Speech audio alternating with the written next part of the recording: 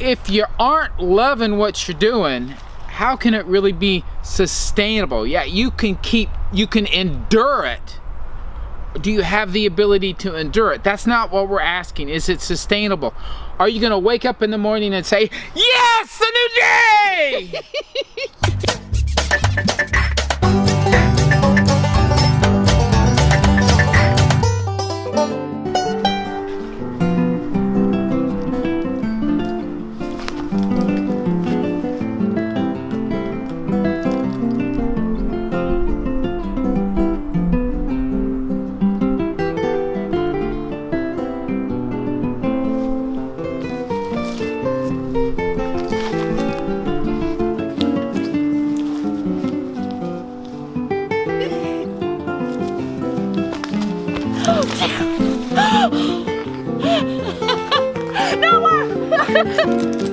Jim, the camera.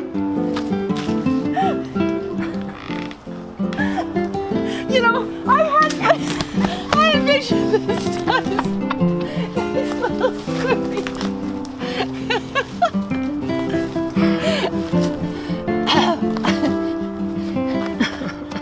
It was supposed to be this nice little swing.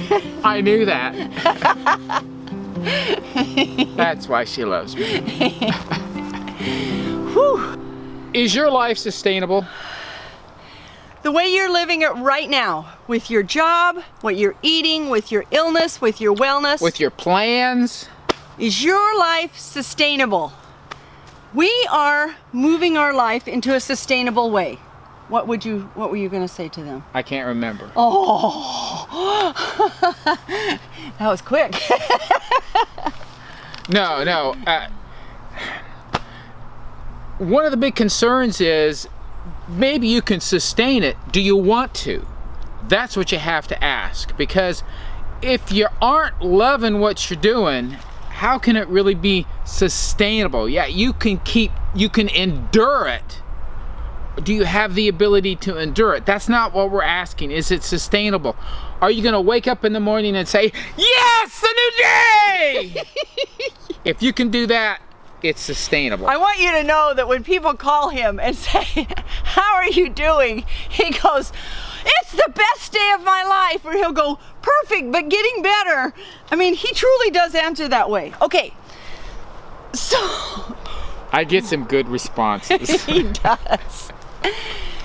We see too many people that just believe that they have to get sick, and right now they may be sick. You watch TV from like 4:30 till 7 o'clock. How many advertisements do you see? Here's a new medication that will solve all of the possible illnesses you can even conceive of. If you don't die from the side effects. Well, yeah, that's what I say afterwards.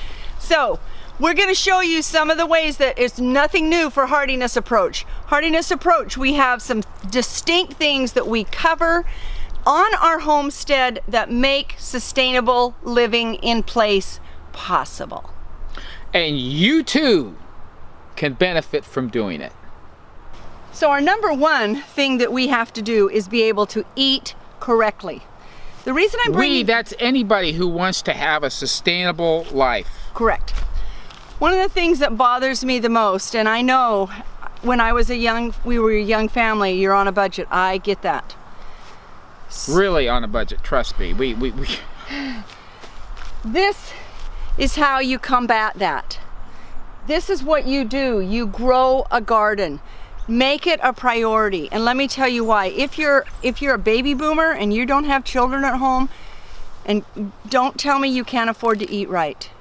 Please. Because trade the money that you're going to be spending on medicines if you don't eat right to help you build a garden and help you buy things right. And I can hear it now, but I don't have any place to garden. Come on. I have a deck. I challenge you to look up Curtis Stone, the urban gardener, homesteader. And Justin Rhodes is going to be at his place this next week. Yes, and see what he's doing. He goes to people who have space in their yards, who have space around, and he gardens in the city using space that other people aren't using. No matter where you live, somewhere not too far from you is going to be some open space that's going to waste, that whoever owns it's going to say, you want to garden it? Hey, go ahead. This would be great. And you share your food and you share it with them. Water. So don't use that as an excuse. If you say, but I'm too lazy and I don't care, I'll say, okay, I got it. It's too bad You're for really you. nice today. I'm on it today. But I'm telling you, you gotta do it. Find a way to do it. I'm pleading with you, find a way to do it. You have to eat right. If you have your own space, if it's not being gardened, why not? If you don't have a space, find somebody who does and share with them. Help them do the work, share the food with them, and enjoy the food. Don't say, I have a limited budget, I have to eat the cheap food. The cheap food's gonna make you sick. And then you do not have a sustainable life. It's as simple as that. In order to have a sustainable life, you have to grow a garden and know where to buy the correct food. Sorry, guys.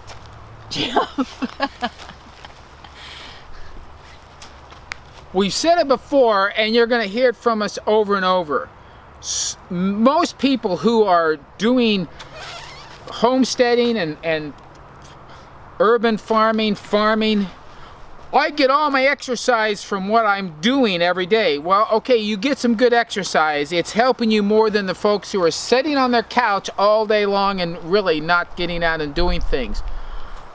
But there are going to be so many instances when you have to be doing what you normally don't do. And you're going to have to be stronger. Those muscles, the muscles and bones have got to get strengthened, all of them, not just the repetitive ones. If you're just milking all the time, yeah, you got strong lower arms, but it's got nothing to do with probably the most important part of your body, your core and your lower back. Those are the places that really get to you, and that's affected a lot by your legs. These are your biggest muscles down here, huge muscles. Huge.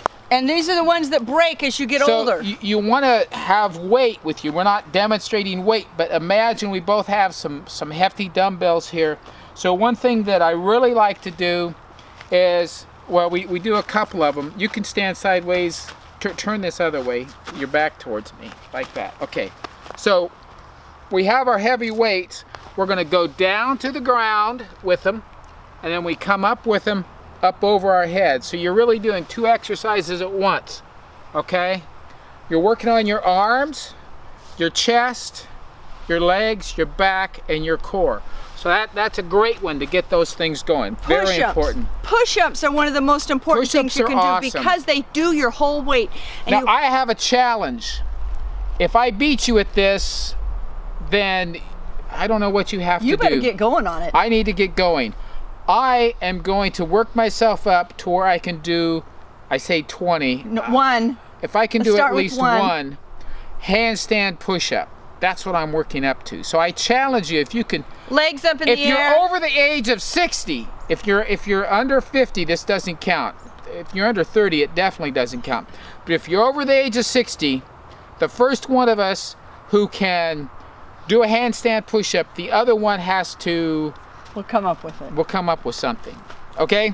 Fitness. Fitness. Very, very important. Now, what I want to show one more exercise that I think is important. This is a great one that's cardiovascular, okay? Heavy weights in your hands, and this is the lunge. The lunge.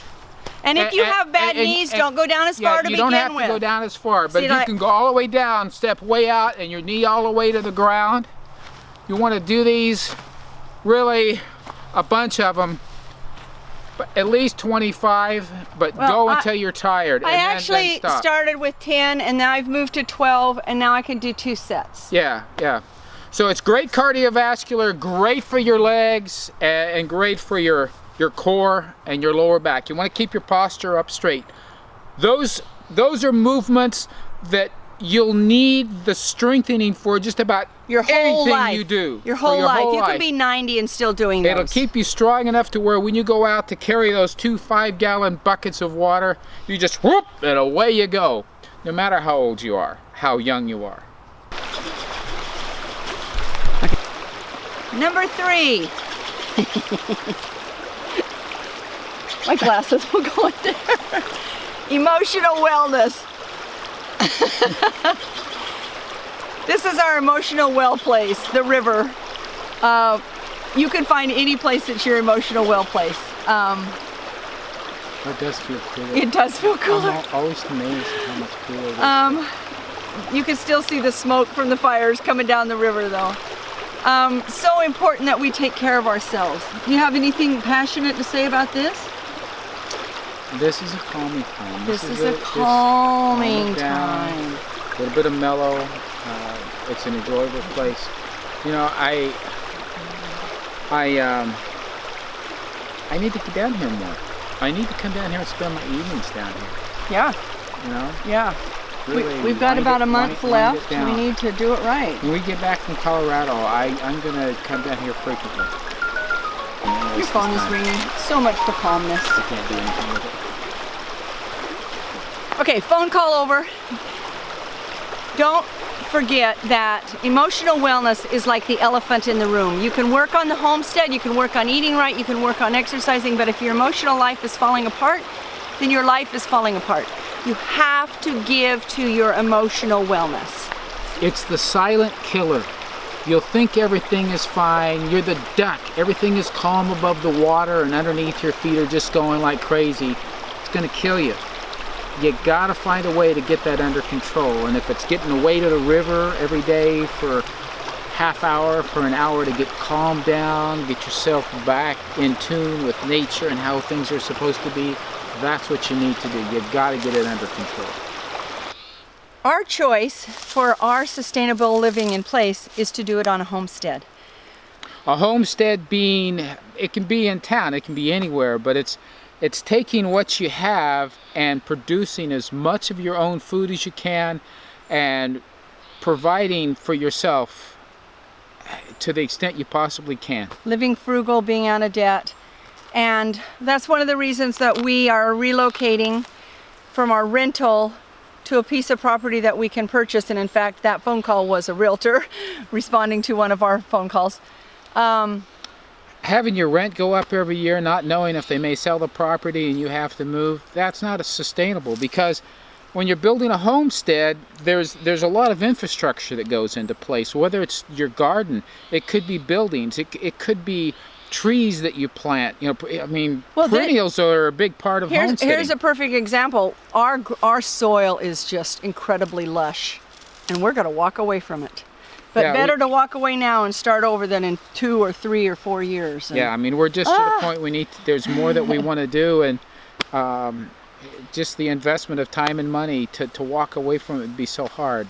I mean, looking at what's happening in the garden right now, I'm thinking about this fall and next year, and I'm like, man, we're just, we built it this far, and we're going to have to say goodbye to it. But what it means is we're going to put ourselves in a place to where that won't happen anymore. So live a sustainable life. Sustainable living in place takes in real food, fitness, emotional wellness, and a homestead, no matter what size it is for you. Thanks for watching. We will be on the road all day tomorrow, so there probably will not be a video that comes right out when it should. But we're flying to Colorado, and we'll keep you posted. Thanks.